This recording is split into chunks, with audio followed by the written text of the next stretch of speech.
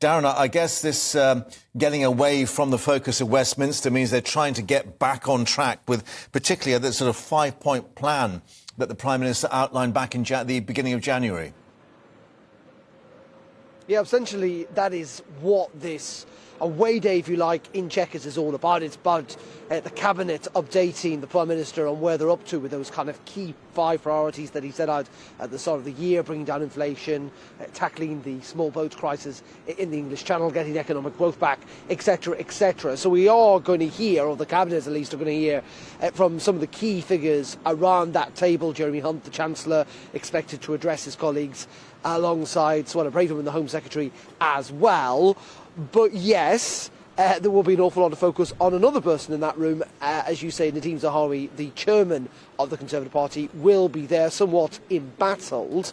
2 things happening today, Mark. There's going to be a political cabinet, if you like, looking at the politics of the Conservative Party at the moment, and frankly, looking at the opinion polls, they do not look good. There's a poll out today suggesting that Labour are on 50 points and the Conservatives are on 21. I mean, that is quite a gap. No sign that Rishi Sunak has really been able to make any significant change when it comes to polling since he took over, since those dark days of Liz Truss's premiership in terms of the Conservative fortune in the polls. Though in saying that, the pollsters are saying to them today in Chequers that there is a narrow path to victory for the Conservative Party at the next election.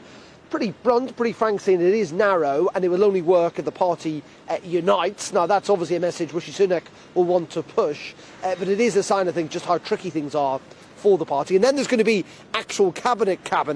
Well, they'll talk about the big issues of the day. That could well include Ukraine, considering the announcements that we got from Germany yesterday. But ultimately, what his colleagues will be talking about over their cups of tea and lunch is Nadhim Zahawi.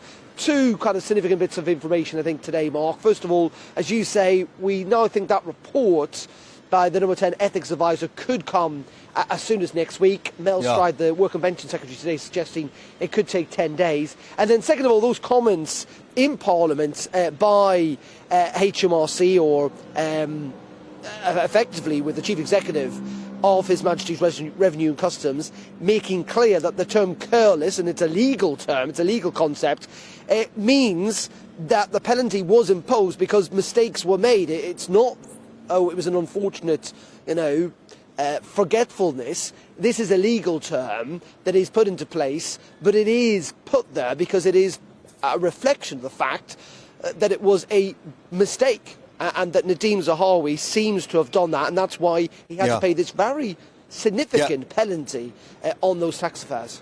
Yeah, Jim Harris saying there are no penalties for innocent errors. But just looking back at Chequers, I mean, the problem is, of course, that the party chairman is at the very centre of deciding the strategy, how you move forward, and how do you actually get traction towards this general election. I mean, there's no way, given the circumstances, that Nadhim Zahawi can actually undertake that role at the moment, is there?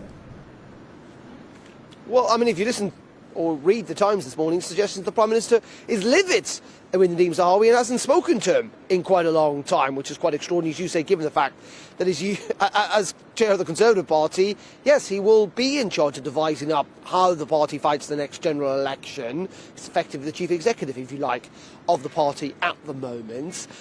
And politically it is very tricky because, these calls for Nadhim Zahawi to step aside, even as the investigation is ongoing, are coming not just from the Labour Party and the Liberal Democrats, the SNP and elsewhere, but even from within his own party, the Conservative MPs who think that this is all proving a distraction as well.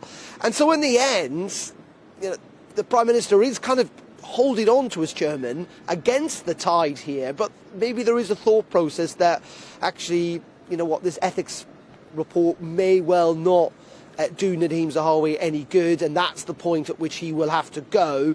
But at least the Prime Minister can say he did go through with due process. And we have to remember as well that also being reported today are lots of those allegations around Dominic Raab, the Deputy Prime Minister. They've not gone away, and that again is equally tricky for Rishi Sunak. In some ways even more tricky, I would suggest, Mark, given the fact that Dominic Raab is a close lieutenant, helped run his campaign, his leadership campaign in the summer, of the Prime Minister. And all this is swirling around, making life very difficult for Rishi Sunak, because he wants to talk about the economy and immigration elsewhere. And yet the talk here and the talk of Chequers will be about scandal, frankly.